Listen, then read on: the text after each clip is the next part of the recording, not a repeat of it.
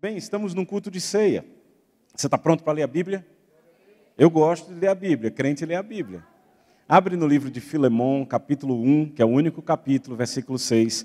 Lá no final da Bíblia, você vai para Apocalipse e vem voltando. Filemon, versículo 6. Capítulo 1, versículo 6. Vai dizer assim: para que a comunhão da tua fé se torne eficiente no pleno conhecimento de todo o bem que há em nós para com Cristo. A outra versão, NVI, diz: oro para que a comunhão que procede da sua fé seja eficaz no pleno conhecimento de todo o bem que temos em Cristo. Então a oração do apóstolo Paulo é que a comunhão da sua fé se torne eficiente, que a comunhão da sua fé se torne eficaz. E aí eu quero começar essa conversa com vocês falando um pouco sobre comunhão. Porque o pastor e também o pastor Daniel, o pastor Eli e o pastor Daniel falaram comigo nesses tempos, nesses dias que eu tenho estado aqui, e a gente não combinou nada, mas eles falaram sobre comunhão, sobre unidade, e de como Atos e algumas passagens de Atos têm sido repetidas nessa igreja. Sabe, não é à toa que o Espírito Santo me leva para a mesma coisa, sem eu nem saber o que está acontecendo aqui, porque o Espírito é o mesmo Espírito que habita em mim, habita em cada um de vocês, se vocês nasceram de novo. Então a Bíblia está dizendo que a comunhão da nossa fé tem que ser eficaz. E aí o que é comunhão? Porque se ela tem que ser eficaz, é bom eu saber o que é comunhão, para que eu possa ter isso de forma eficaz. A palavra comunhão, ela vem no grego como koinonia. Eu acho que você já ouviu essa palavra. Essa palavra é muito traduzida como família. Sabe, isso aqui é koinonia. Deus se agrada de koinonia. Deus se agrada desse envolvimento, porque a palavra comunhão significa parceria, significa participação, significa envolvimento. A Bíblia diz em 2 Pedro 1, versículo 3 e 4, eu quero ler só o 4, diz que pelas grandes e preciosas promessas, pelas quais nos tornamos coparticipantes da natureza divina. Você consegue entender isso? A Bíblia está dizendo que você tem a mesma natureza de Deus. Não é Tiago que está dizendo, é a Bíblia. E depois, se você quiser, pode anotar 2 Pedro, capítulo 1, versículos 3 e 4. A Bíblia está dizendo que cada um de nós, filhos nascidos de novo, temos a natureza divina, o direito de participar. Sabe que palavra é essa no original? Koinonia. Koinonos. É a mesma palavra. Irmão, eu não falo grego, mas a minha Bíblia fala, porque eu aperto um botão e aparece o grego para mim. E aí, quando você começa a entender isso, isso começa a fazer diferença. Porque tem muitos crentes que não entendem o que é comunhão. Tem muitos crentes que não entendem o que é unidade. E por causa disso, eles ficam orando e esperando que Deus faça alguma coisa. E Deus fica lá de cima dizendo: eu já fiz tudo, filho. Eu já fiz tudo. Você está me pedindo para fazer algo que eu já fiz. E deixa eu te dizer, isso é Deus falando conosco. Ele diz: aquilo que eu faço cumpre o propósito para o qual eu designei. Nada do que Deus faz falha, irmão. Deus não pode falhar. Deus é perfeito. E Ele é constante. Ele não muda. Nunca vai mudar. Então, se a Bíblia diz que somos participantes da natureza divina, Ele está nos convidando a participar da mesma natureza que Ele tem. E aí eu já quero começar, porque ela falou do livro, e a gente fez questão de trazer o livro. Esse é um livro que vai falar disso. Esse livro se chama A Língua, uma Força Criativa. Sabe, quando não existia nada, quando a terra estava sem forma e vazia, a Bíblia vai dizer em Gênesis que Deus viu a terra sem forma e vazia. Mas a Bíblia diz que Deus não criou nada para ser sem forma e vazio. Então aquilo que Deus estava vendo não estava de acordo com a vontade dele. Então Ele disse: haja luz, e houve luz. O que é que não está de acordo com a sua vontade hoje? Está na hora de você abrir a boca e dizer: haja luz, e vai haver luz. Você precisa entender que, se você é participante da natureza divina, você tem a mesma natureza de Deus, você atua como Deus atua. E quando Deus viu algo que não estava do agrado dele, quando Deus viu algo que não estava alinhado com o plano dele, ele disse: haja diferença. Se ele viu trevas, ele disse: haja luz. Se você vê doença, você diz: haja saúde. Se você vê falta, você diz haja abundância. Se você diz medo, você diz haja coragem. Se você vê qualquer tipo de coisa que não está alinhado com o que a Bíblia diz, você diz haja a palavra de Deus na minha vida. É assim que a comunicação da sua fé se torna eficiente. Essa palavra eficiente significa ativa, operativa. Por quê? Porque a sua fé tem que se comunicar com o mundo ao seu redor de forma ativa. As pessoas que estão olhando para você, elas têm que te ver produzindo resultados. E quando você abrir, você vai dizer, opa, tudo bom? Tudo bom. Eu estou com uma dor de cabeça que não passa. Você pode orar por mim? A comunicação da sua fé vai se tornar ativa. Por quê? Porque aquele vizinho, aquela vizinha, aquele parente sabe o que tem dentro de você e ele quer. E aí quando você impõe as mãos e diz, seja curado em nome de Jesus, e aquilo se manifesta, essa prova do poder que você opera vai fazer com que aquela pessoa diga, agora eu quero ir para onde você vai. Agora eu quero fazer o que você faz. Agora eu quero comer a mesma comida que você come espiritualmente. Você está pronto para isso? Você está pronto para começar a ganhar almas? Só que na verdade a Bíblia diz assim que a comunhão da sua fé tem que se tornar eficiente no pleno conhecimento. Essa palavra pleno conhecimento significa conhecimento completo ou conhecimento por experiência. Eu já fui curado por Deus, então eu tive uma experiência e eu posso falar com vocês a partir da minha experiência. E aí você pode dizer, mas eu nunca tive uma experiência com Deus. Oh, não fala uma coisa dessa. Porque se eu te der 2 minutos para você fechar os olhos e lembrar, você vai começar a chorar só de lembrar o que Deus já fez na tua vida. Não tem um que se achegue a Ele que não volte com um testemunho. Alô, eu vou repetir. Se você continuar crendo e continuar falando, você vai voltar com um testemunho. Porque a Bíblia diz que eles venceram o maligno pelo sangue do Cordeiro e pela força do testemunho que deram. É o teu testemunho que vai fazer com que o poder de Satanás desista de atuar na vida de alguém e essa pessoa seja trazida para o reino do Filho do amor de Deus. Isso é koinonia. Isso é unidade em Cristo. Isso é comunhão. Sabe, você não está aqui num clube social. Isso aqui não é um clube social. O Lions é um clube social. Isso aqui não é um clube social. O Rotary é um clube social. Isso aqui é a casa de Deus. Isso aqui é o lugar de onde você nunca deveria ter saído, mas Adão saiu. E aí sabe o que acontece? Você decidiu voltar para essa comunhão. E aí quando você volta para essa comunhão, a Bíblia vai dizer em Gênesis capítulo 1, versículo 26, que você foi chamado para dominar nessa comunhão. É a partir daqui. Sabe, no tempo antigo, em Atos, pastor, eu uma vez descobri um escrito que o povo de Roma, os romanos, escreviam sobre os crentes. Essa nova religião que estava surgindo naquela época, os cristãos. E eles disseram que a igreja cristã, isso está escrito historicamente, a igreja cristã é um lugar onde eles se reúnem para deliberar os rumos de uma cidade, um estado, uma nação. Era assim que eles se identificavam. Quando alguém de fora da igreja chegava e dizia, o que você faz na igreja? Nós nos reunimos para deliberar e decidir os rumos da nossa cidade. Ontem eu vi a prefeita de vocês aqui. Sabe, isso é tão significativo. Eu não sei se você entende isso. Eu não sou dessa cidade, mas eu ouvi falar lá da minha cidade, alguns anos atrás, que tinha uma mulher cristã que estava se candidatando. E quando aquela mulher ganhou, eu vi toda a mídia, todos os jornalistas, dizendo, agora em Bauru ela ganhou. Antes de conhecer, eu ouvi falar dela, porque Paulo disse que o seu progresso será visto por todos. Alô? Ei, eu quero ouvir falar de você antes de te conhecer. Porque o crente é assim. Aquela mulher do fluxo de sangue, antes de ela tocar em Jesus, a Bíblia diz que ela ouviu falar. Sabe, é importante que a sua comunicação de fé se ouça falar. E nós estamos no culto de ceia. Eu quero que você abra comigo em 1 Coríntios, capítulo 11, versículo 22.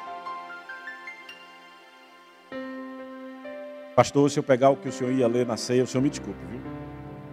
Mas eu só obedeço. É o meu ponto, disse faça. 1 Coríntios, capítulo 11, versículo 23. Desculpa, eu disse 22, não foi? 23, obrigado. Porque eu recebi do Senhor o que também lhes entreguei. É interessante, Paulo disse que recebeu do Senhor. Recebeu como? Recebeu como? Se Paulo, quando se converteu, o Senhor já estava no céu. Ah não, foi no dia que o Senhor encontrou Paulo no caminho de Damasco? Foi não, a Bíblia não diz isso. Em algum momento, o Senhor Jesus apareceu a Paulo e começou a compartilhar. E disse a ele, olha, naquele dia eu parti o pão, tomei o cálice. Imagine isso. Imagine, o nome disso é revelação. Quantos desejam revelação da palavra? Entenda, a palavra sem revelação não vai te servir muito.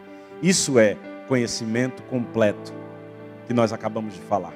Porque eu recebi do Senhor o que também lhes entreguei.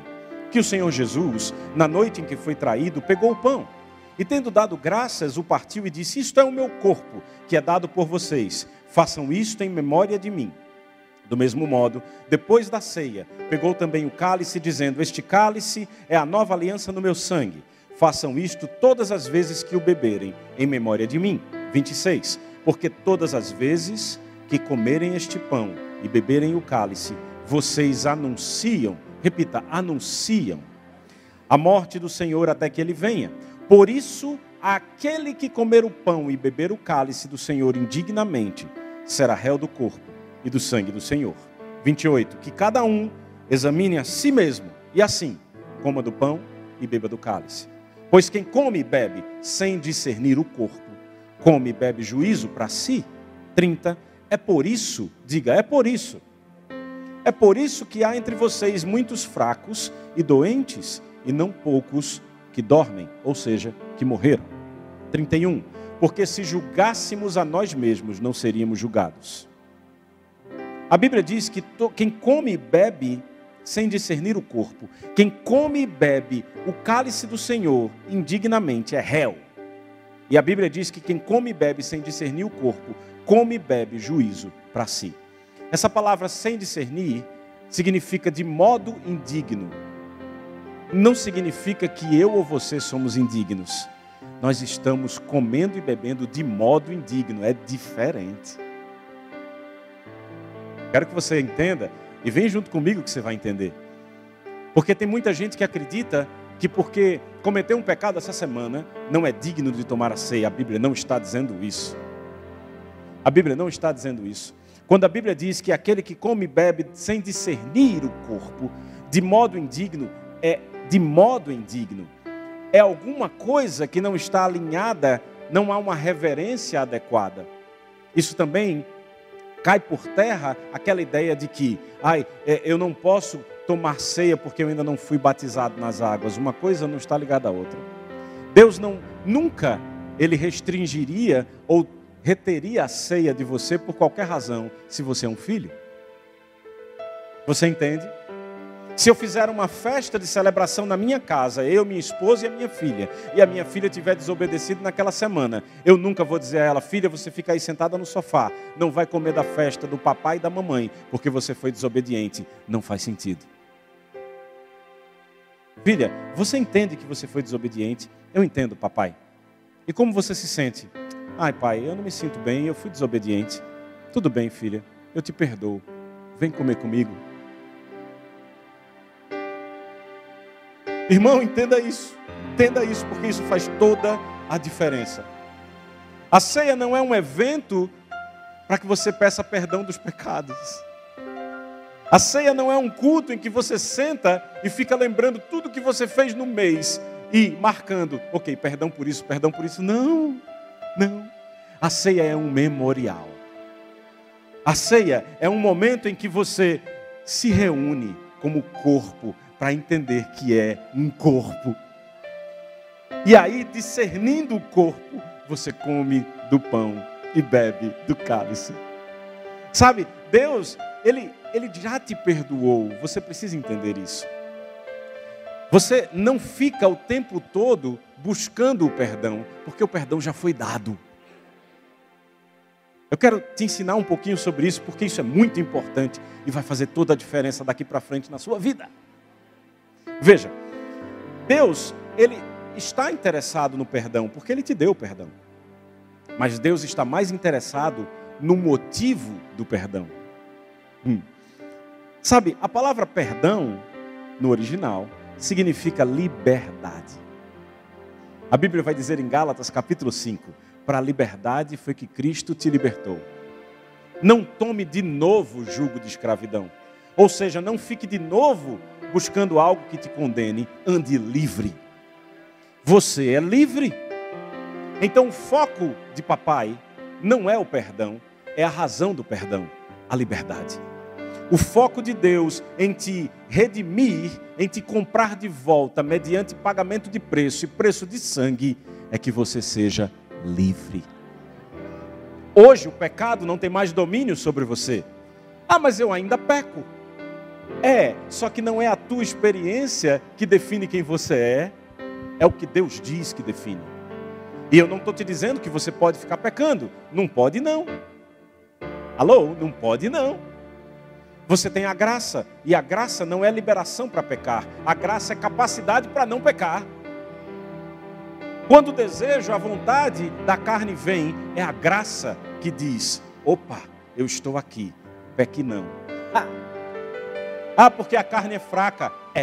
A Bíblia diz, a carne é fraca. E aí Paulo disse, por isso me glorio ainda mais na minha fraqueza, porque quando eu sou fraco, aí é que eu sou forte, porque é na graça, na minha fraqueza, que a graça superabunda. Aleluia!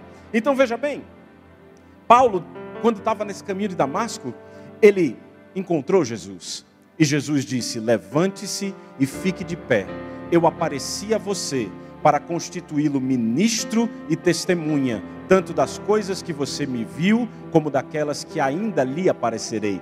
Foi nessas que ele apareceu, que ele contou sobre a ceia para Paulo. 17, vou livrar você, eu estou em Atos 26, 17. Vou livrar você do seu próprio povo e dos gentios, para os quais eu o envio. Veja o que diz o 18. Olha o propósito, para abrir os olhos deles, e convertê-los das trevas para a luz, e do poder de Satanás para Deus, a fim de que, olha de novo o propósito, a fim de que eles recebam remissão, ou seja, perdão. Eles recebam perdão de pecados e herança entre os que são santificados em mim. Veja, eles recebam perdão e herança. Vamos falar de herança? Você fica pedindo herança?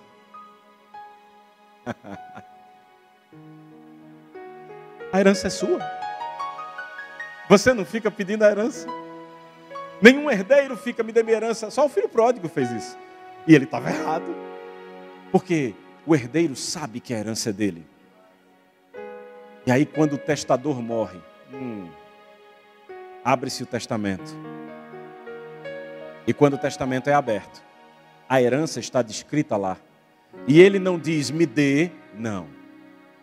Quem lê o testamento diz, tome. E aí ele se levanta onde quer que ele esteja, vai lá e pega a herança.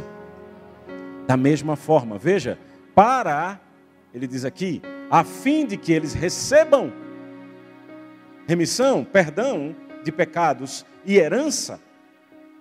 Da mesma forma que você não fica pedindo herança, você não fica pedindo perdão. Como assim, pastor Samico? Eu vou te explicar. Deus já te perdoou. Você recebe o perdão. Porque quanto mais você fica pedindo perdão, mais Satanás tem a oportunidade de te enganar. Porque toda vez que você fica, Deus me perdoe, eu pequei, Deus me perdoe, eu pequei, Deus me perdoe, eu pequei. Satanás fica, será que ele perdoou mesmo? Será que hoje ele estava de bom humor? Mas esse não é Deus. Deus é constante. Ele já te deu o perdão.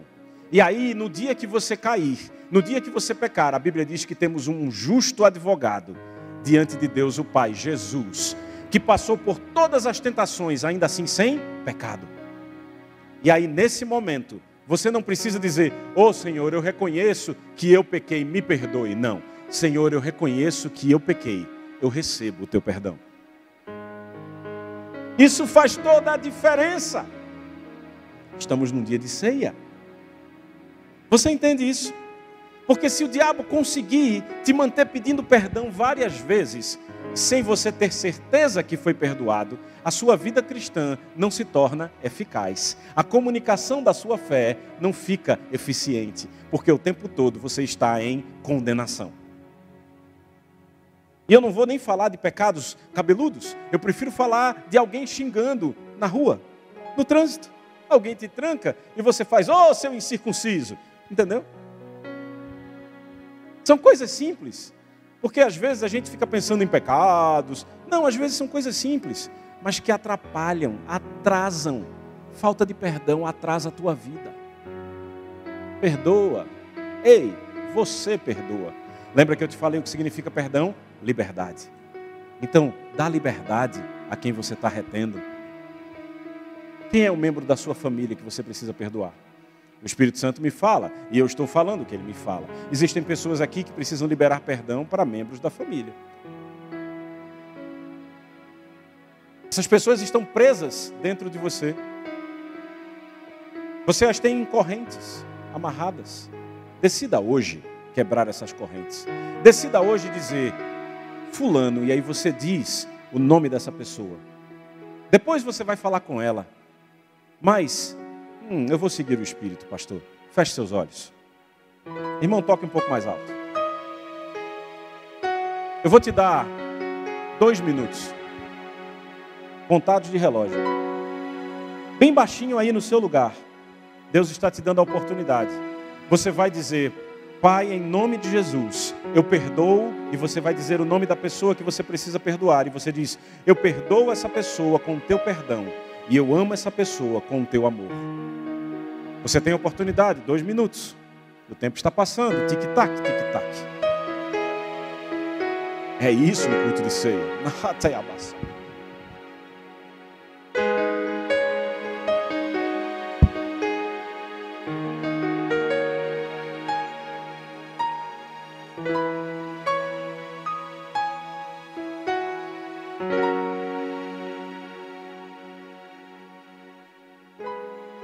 Agora perceba a liberdade.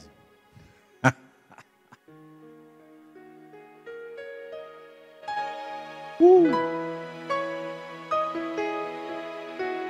Deus. Em nome de Jesus, Pai, abre os olhos espirituais deles para que vejam o que está acontecendo no reino do Espírito. Cura está acontecendo agora porque você liberou o perdão. Avanço está acontecendo agora porque você liberou o perdão. Restauração está acontecendo agora porque você liberou o perdão.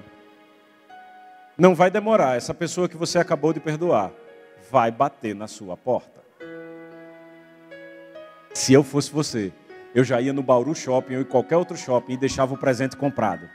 Ei, escuta esse nordestino, compra o presente. Deus está dizendo, compra um presente. Deus está dizendo, compre um presente. Vai ser o fim de ano mais sublime que você já teve.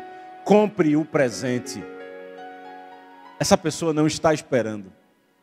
E você vai dizer, eu comprei isso aqui para você. Eu sei que você gosta disso. Porque sabe, se até agora você não tinha perdoado, você conhece bem essa pessoa. Você sabe do que ela gosta. Compre o que ela gosta. Ano que vem, quando eu voltar aqui, você me conta. Pode vir, não precisa me conhecer.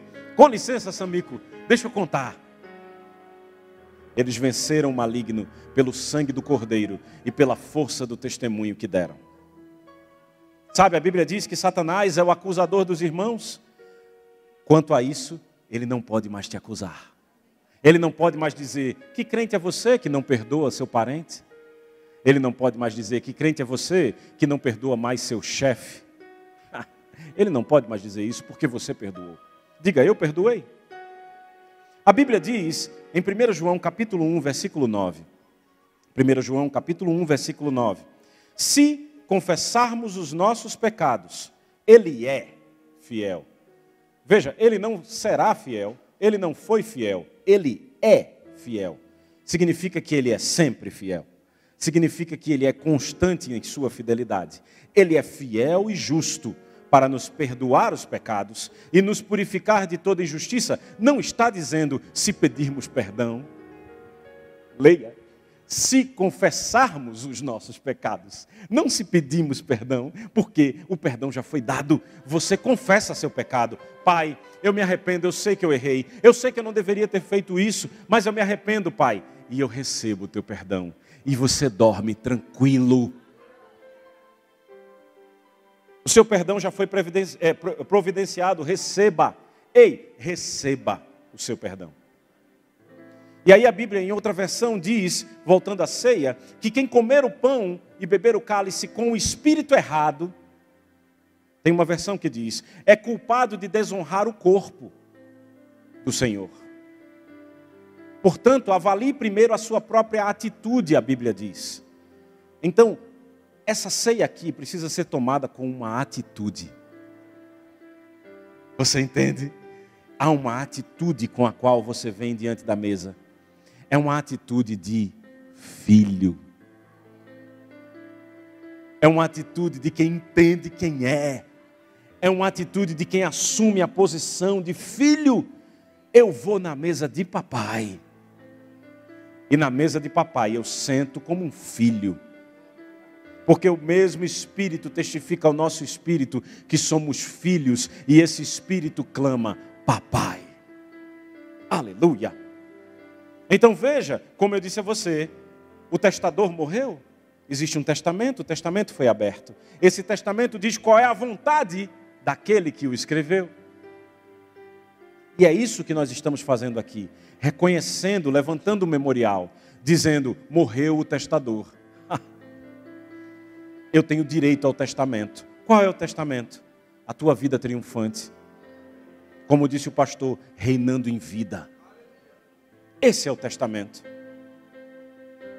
Comer e beber de modo indigno. A Bíblia diz que aquele que come e bebe indignamente, come e bebe juízo para si. Mas ei, não é o juízo de Deus. Porque deixa eu te dizer uma coisa. O juízo do crente não é para a morte eterna. É apenas para as recompensas que Deus tem. Escatologia, pastor. Ei, você nasceu de novo, você já aceitou Jesus, não tem mais morte eterna para você. Agora é bodas do Cordeiro e reinar eternamente com o Pai. Você entende o seu lugar? Ah, mas e se eu pecar? Você reconhece e recebe o perdão. E se eu pecar de novo, você reconhece e recebe o perdão. E se eu ficar pecando o tempo todo, aí você toma vergonha na cara e para de pecar. É simples assim? Vá e não peque mais, o mestre disse. Não use isso como uma desculpa para ficar pecando. Você entende? Claro que você entende. Lógico que você entende, você tem a mente de Cristo. É óbvio que você entende. Isso aqui não é a licença para você ficar pecando o tempo todo. Agora, acontece às vezes de você não controlar sua carne em determinada área e pecar. Aí você diz, Pai, eu sei que eu errei, eu me arrependo, mudo de direção e recebo o teu perdão. É assim que se faz.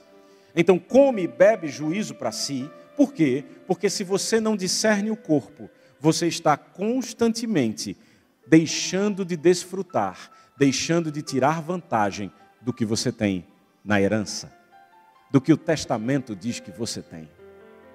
Você está entendendo isso? Porque quem não discerne o corpo está em condenação. Mas não é Deus que condena, porque Deus não condena ninguém. É a tua própria consciência que te condena. Você diz, não, eu não sou digno, eu não sou capaz. Quem te disse isso? Quem te disse isso? Agora, quando você não cumpre o papel para o qual você foi chamado no corpo, aí você enfraquece. Aí você atrofia. Porque um membro que não é usado, atrofia. Quer fazer um teste? Passa uma manhã inteira sentado com o pé para cima, para tu ver se ele não dorme, depois você não consegue mais nem contato com ele. Por quê? Um membro que não é usado, atrofia. E é exatamente não entender o corpo, não discernir o corpo, que faz com que as pessoas atrofiem. Esta é a razão pela qual não são poucos os que adoecem e dormem e morrem.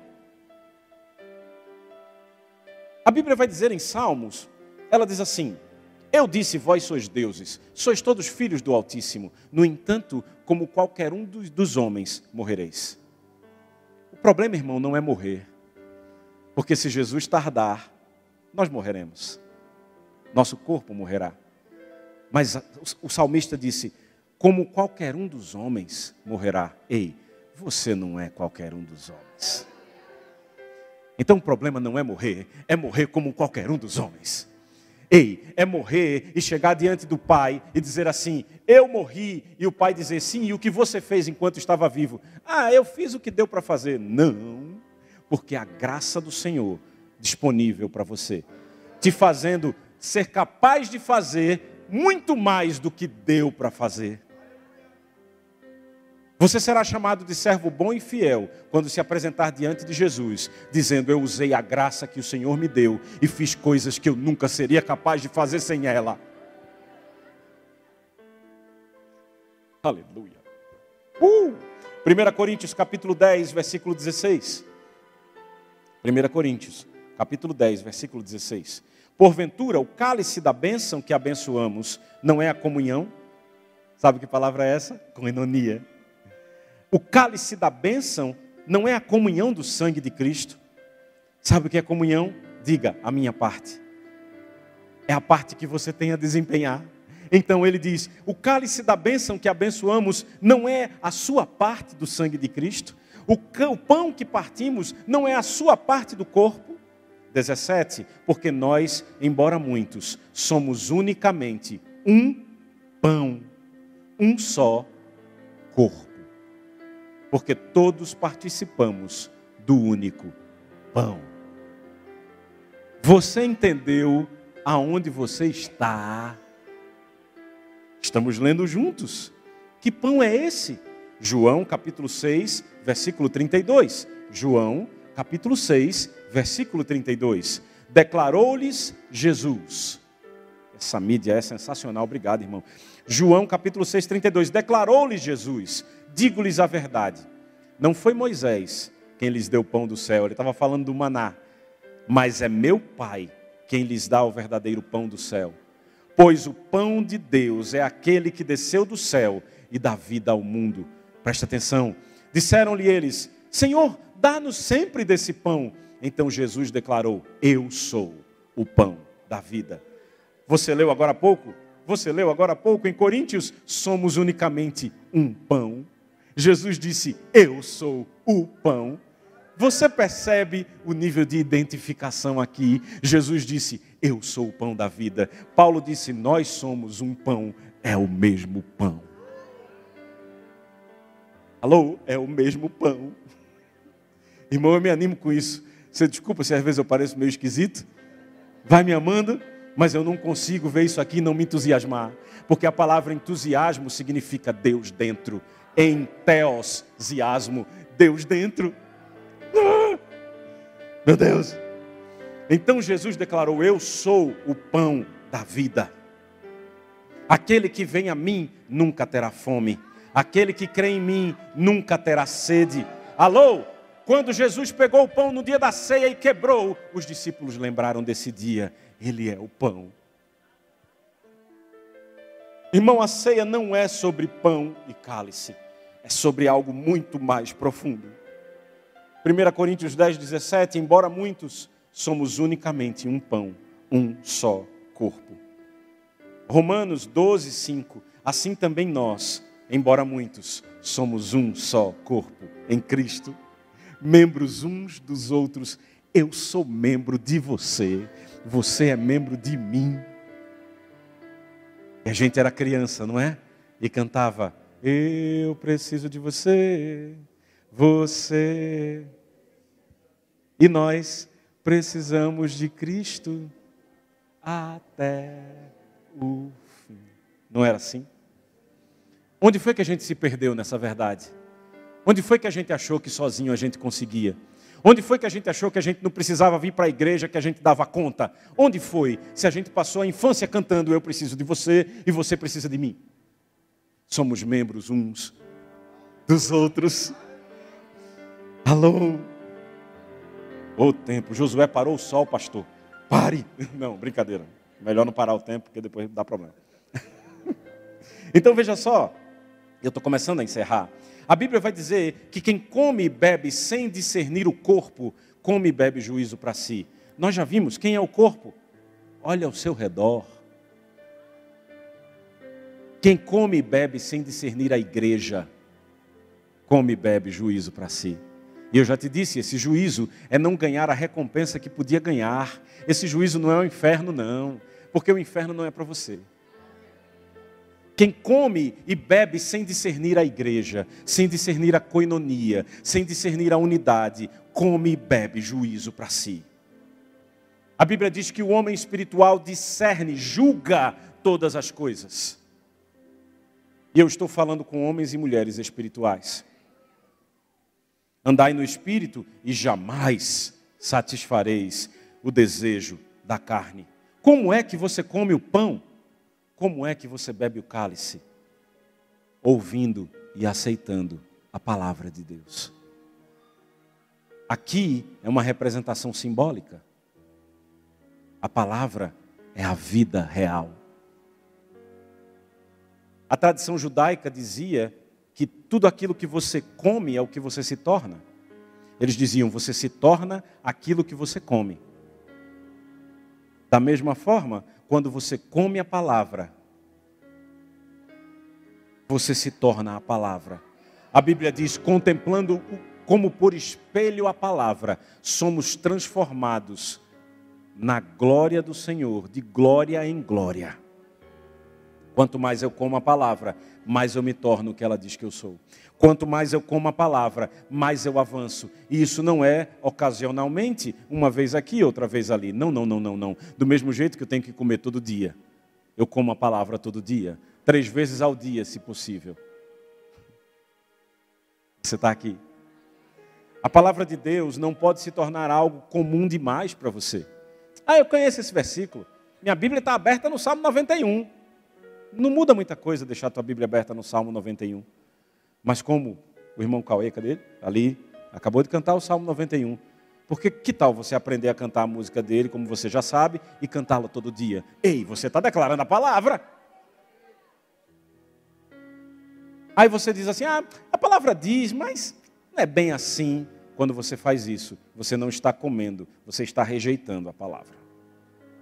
Se a palavra diz, mas não é bem assim, você não está concordando com Deus. Não é? Você me ama, viu? A Bíblia diz, o meu povo perece, é destruído porque falta conhecimento. Então não é falta de fé. Você entende? Não é falta de devoção. Somos devotos? É falta de conhecimento. Eu não sei o que a palavra diz. E por isso eu não estou discernindo o corpo. E porque eu não estou discernindo o corpo, eu estou comendo e bebendo juízo para mim. Diga misericórdia. É por isso que eu quero te estimular a fazer o rema, se você ainda não fez. Porque no rema você vai saber o que a Bíblia diz. No rema você vai saber quais são as melhores comidas. Sabe? Eu não sei você, mas eu tive a experiência recentemente de ir com a minha esposa num restaurante chiquezerérrimo, aniversário de casamento. Sabe aqueles restaurantes que o povo fica tirando foto? A gente não tirou não, para não pagar mico.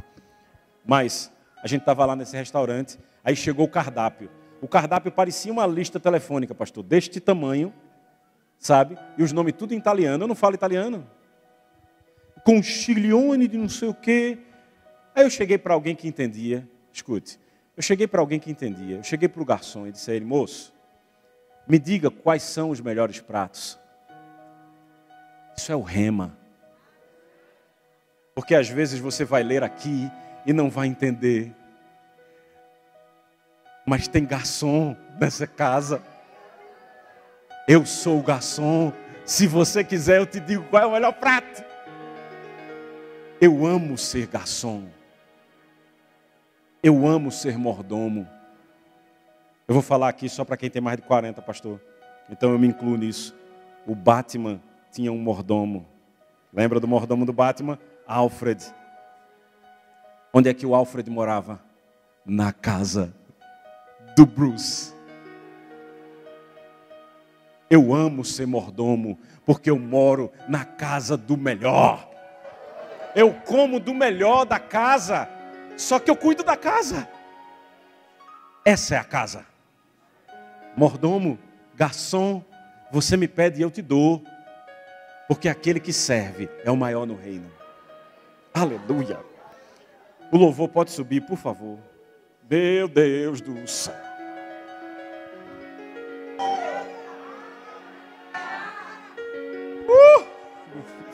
Eu já falei que eu fico meio esquisito às vezes. Aleluia, irmão. Cauê, cadê você? É você mesmo, irmão. Sabe quem é o maná da terra? Você. A Bíblia diz que o primeiro Adão foi feito alma vivente, mas o segundo Adão espírito vivificante. Não era espírito vivificado, era espírito vivificante. O espírito que dá vida. Onde está o segundo Adão? No céu. Quem é o espírito vivificante na terra? Você é o espírito que dá vida na terra hoje. Quando as pessoas chegam, elas têm que receber vida. Aí você está discernindo o corpo. Aí quando você come e bebe, faz todo sentido. Aí sim o povo vem e diz: você pode me dar vida? Porque tem tanta vida em você. Fecha, porque não tem mais o que ler. Fica de pé. Aleluia.